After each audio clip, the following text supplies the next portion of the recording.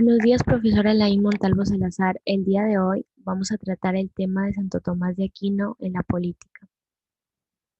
Santo Tomás de Aquino es uno de los más eminentes e influyentes pensadores en la historia de la Iglesia Católica.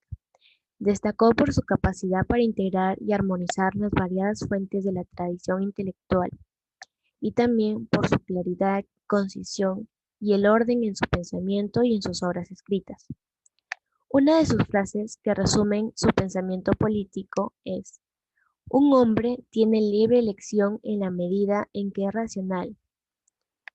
Para entender mejor a Santo Tomás de Aquino, veremos el contexto.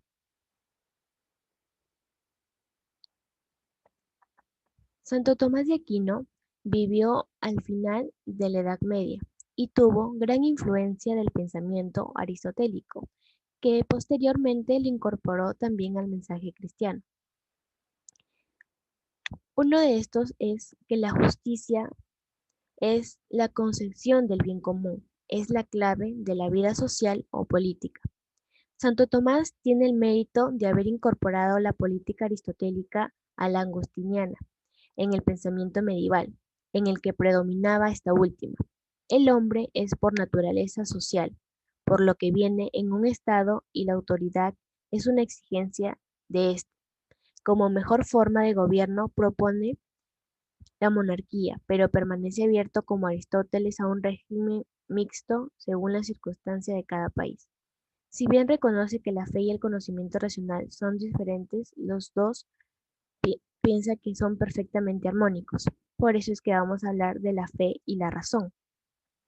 La relación entre la fe y la razón debe ser armoniosa y debe ayudarse mutuamente.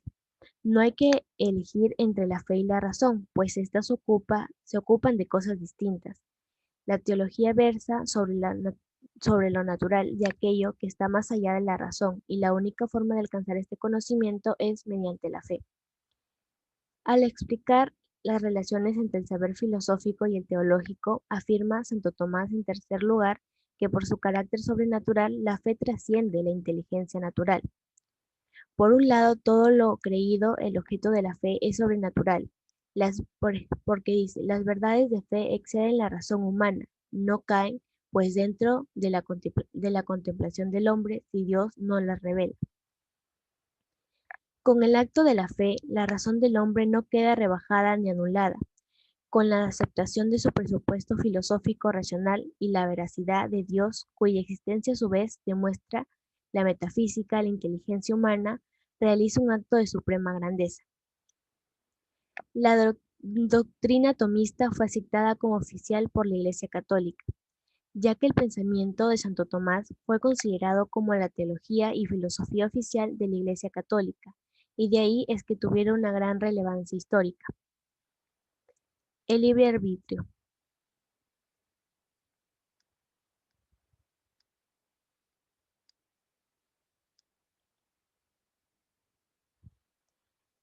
En el libre arbitrio, Santo Tomás dice que éste se asienta en la razón del ser humano y que hace de éste un ser responsable de sus actos ante Dios y los hombres.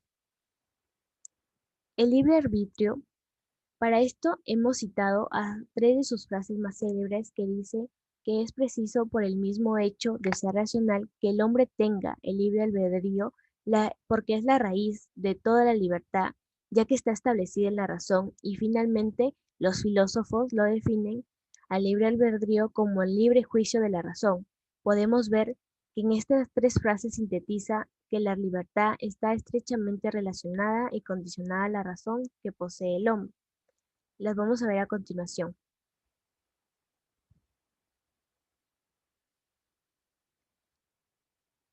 Cosas como las piedras que actúan sin juicio o los animales que actúan por instinto o juicio natural.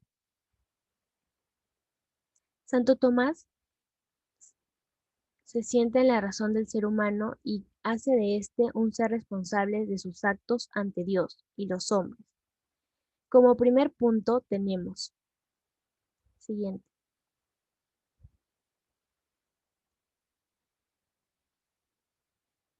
las cosas naturales determinadas nos dicen que como las piedras actúan sin juicio o como los animales actúan por instinto o juicio natural.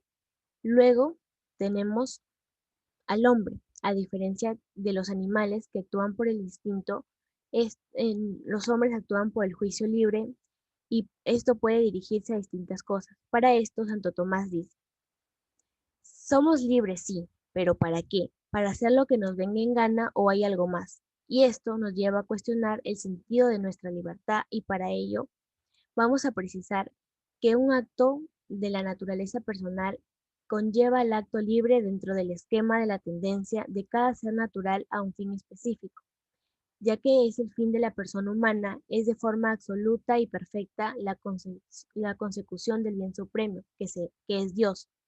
Para ello, debe predisponerse con una vida activa que a través de las virtudes morales e intelectuales perfeccione cada una de las herramientas dadas por la naturaleza.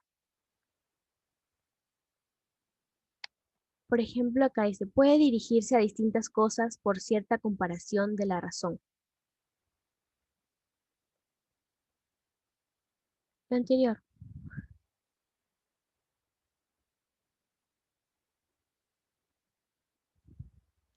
ya. El liberio arbitrio, que es la voluntad, el apetito intelectivo que corresponde al entendimiento de la razón. Por ello, sale la voluntad y el libre albedrío y del entendimiento y la razón la aprehensión intelectiva. Por cierto, la comparación de la razón, y esto es explicada de manera en que el libre arbitrio nos dice que la voluntad es un apetito, y este apetito corresponde al entendimiento de la misma manera que al apetito intelectivo, ya que es la voluntad, como la razón y la aprehensión intelectiva, básicamente en una frase, como ejemplo, nos dice que la mente sabe que la voluntad quiere, y la voluntad quiere que la mente sepa, es decir, que primero está la voluntad para querer saber y luego está la razón. Solo solo elegir lo bueno perfecciona nuestra libertad y a nosotros como personas. De ahí que solo una libertad ejercida de acuerdo a nuestra verdad personal y no a la arbitrariedad o capricho del momento nos libere realmente. Siguiente.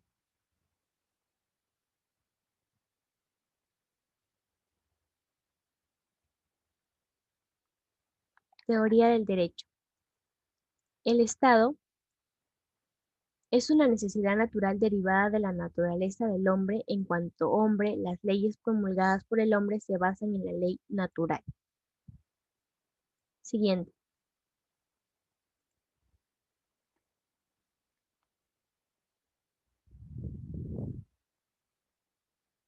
Para Santo Tomás en la teoría del derecho parte de los tres tipos de leyes. Como es esto la teoría del derecho, nos dice que que el Estado es una necesidad natural que deriva de la propia naturaleza y del hombre en cuanto hombre, y que las leyes son promulgadas por el hombre, que se basan en la ley natural, como lo dije anteriormente.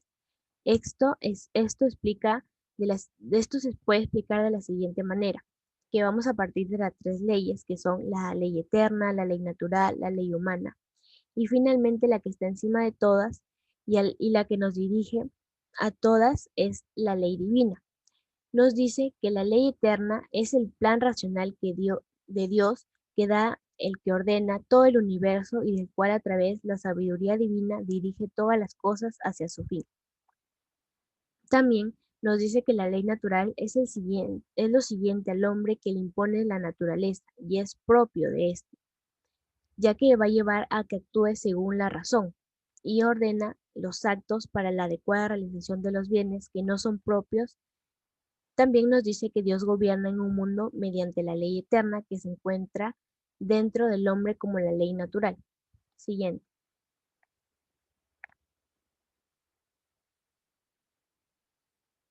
La ley positiva o humana. Finalmente, tenemos a esta ley, que es la que vamos a especificar más porque tiene mayor relación con la política. Nos dice que esta es necesaria para mantener el orden social, para que se apliquen los principios de ley natural a todas las circunstancias y casos con sanciones que garanticen el orden y el bien de todos. Finalmente, nos dirige a la ley divina, que es la que descansa en la propia razón de Dios y de la cual derivan todas las demás leyes. ¿Qué es, qué es la que tiene mayor relación con la política?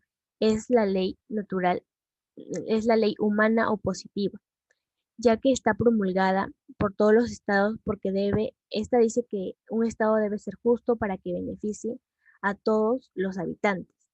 La ley positiva es el mandato razonable promulgado por la autoridad competente para el bien común de una comunidad o sociedad, ya que el hombre está obligado a cumplir las leyes positivas, justas, y de aquellas que no contradicen a la ley natural, que la autoridad que promulga las leyes injustas pues se convierte en una tiranía y que el ciudadano no debe obedecer al tirano, sino debe derrocarlo. También nos dice que la ley positiva en el medio para que el Estado procure el bien común, que es el objetivo, y que la autoridad civil debe ordenar todo para alcanzar el bien de la sociedad. Para ello se debe buscar la paz, el buen obrar, de acuerdo con la ley natural. Sintetizando toda la exposición, debemos decir que la ley humana positiva es la ley que promulga los estados y que ésta tiene que ser justa, ya que tiene que beneficiar a todos los habitantes. Y la ley positiva también tiene que tener en cuenta la ley natural y la ley divina. Gracias.